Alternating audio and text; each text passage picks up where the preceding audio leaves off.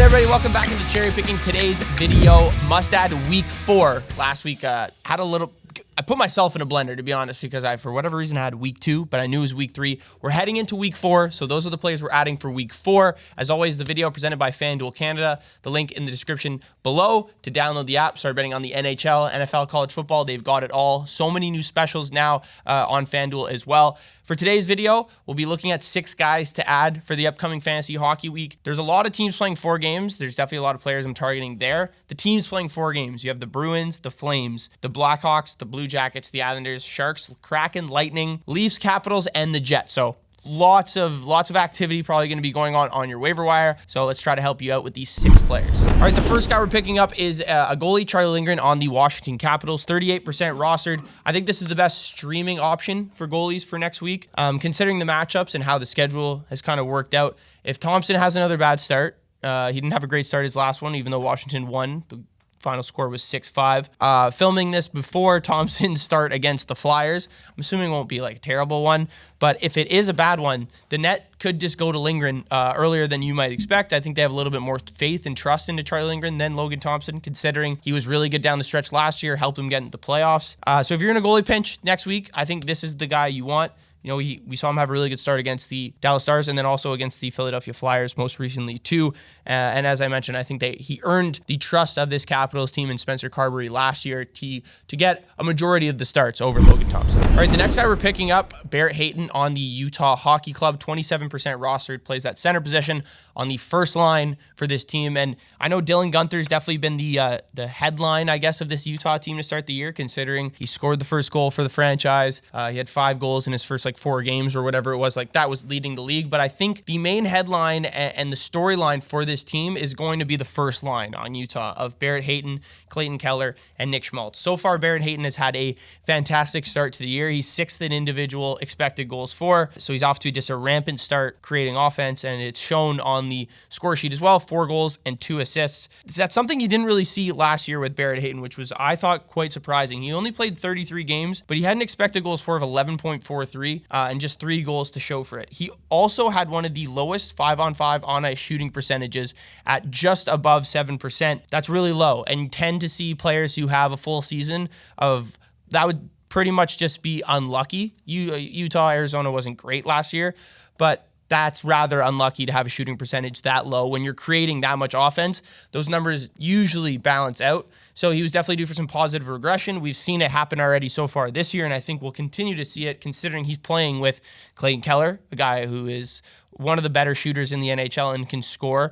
Nick Schmaltz as well is a guy who can find pucks in the corner and score, skilled goals as well. So I think he's in a really good position to succeed here. Crazy, he's still 27% rostered, and as I mentioned, this line will be at the forefront of all the offense for this team. So far, 5-on-5 wise, this trio has 6 goals for. The entire team has 13. So they almost account for 50% of the team's 5-on-5 goals and productivity at this point. So Barrett Hayton is definitely a guy I think you should add for next week, but a guy that I think you can probably keep on your team for the rest of the season if he continues to produce at this rate. All right, another guy, 18% rostered, Pierre-Luc Dubois on the Washington Capitals. I've given this guy enough chances for sure, but we're going to give him another chance, especially for next week. The Capitals play 4 games, and they have a pretty decent schedule. They have the Rangers and the Hurricanes, but they play the Canadiens and the Blue Jackets, and those are point nights. In PLD, returning back to his home province of Quebec, kind of where he grew up, could have a lot of home fans in the building for Pierre-Luc Dubois. If you can get Tom Wilson, I'd probably rather him, but he's 50% rostered, and he'll be less available for the majority of the people watching this video. Pierre-Luc Dubois, though, he's playing on a line with Tom Wilson and Connor McMichael. They've been very solid so far. If you look at PLD's numbers, he's 3rd on the team in individual expected goals for. He's also 58 in expected goals for percentage and has a 59%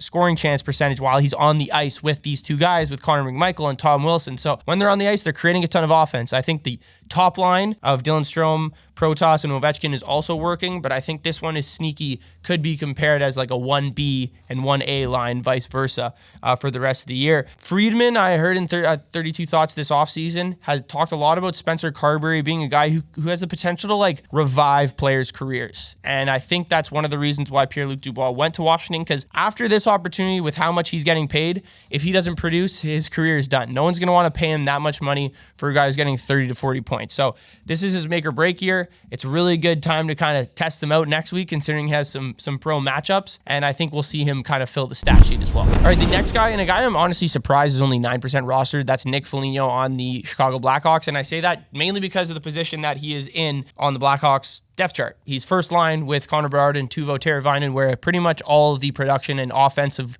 production goals has been coming from, has been Connor Bedard and Teuvo Teravainen in that top line.